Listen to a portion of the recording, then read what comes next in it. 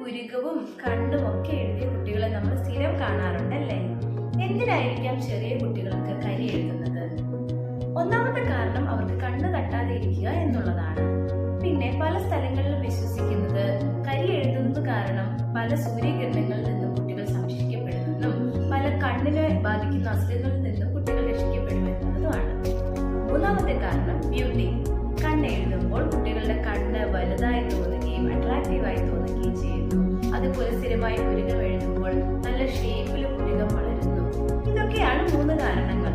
എന്നാൽ ഇതിനൊന്നും യാതൊരുവിധ സയന്റിഫിക് ആയിട്ടുള്ള എവിഡൻസും ഇല്ല എന്നുള്ളതാണ് സത്യം. എന്താണ് കാജൽ? ഇതിലെ മെയിൻ കണ്ടന്റ് എന്ന് പറയുന്നത് ലെഡ് എന്ന ടോക്സിക് ആയിട്ടുള്ള കെമിക്കലാണ്. കുഞ്ഞു കുട്ടികളുടെ സ്കിൻ വളരെ പെട്ടെന്ന് തന്നെ ലെഡിനെ അബ്സോർബ് ചെയ്യുകയും അതുവഴി പല പല ഓർഗൻസിന്റെ ഡെവലപ്മെന്റിനെയും ബ്രെയിൻ ഡെവലപ്മെന്റിനെയും ഒക്കെ അഫക്ട് ചെയ്യുകയും ചെയ്യുന്നുണ്ട്. ഒരു അളവിൽ അധികം ഈ കരി ഉപയോഗിക്കുന്ന കുട്ടികളിൽ പലതരം ആരോഗ്യ പ്രശ്നങ്ങൾ കാണാം. അതുപോലെ ഒരുപാട് കരി ഉപയോഗിക്കുമ്പോൾ പൗഡറും ഒരുപാട് ഉപയോഗിക്കേണ്ടി വരുന്നു. പൗഡറിൽ അടങ്ങിയിട്ടുള്ള ടാൽക് എന്ന കെമിക്കലും കുട്ടികൾക്ക് ഒട്ടും നല്ലതല്ല.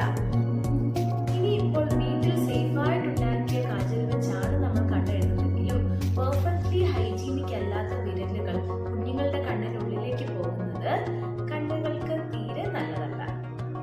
അപ്പോൾ നമുക്ക് കുട്ടികൾക്ക് ആവശ്യത്തിലധികം കരികളൊന്നും എഴുതാതെ ഒരു നാച്ചുറൽ ബ്യൂട്ടി ആയിട്ട് വളർത്തുന്നതല്ലേ നല്ലത്? ഒന്ന് ആലോചിച്ച് നോക്കൂ.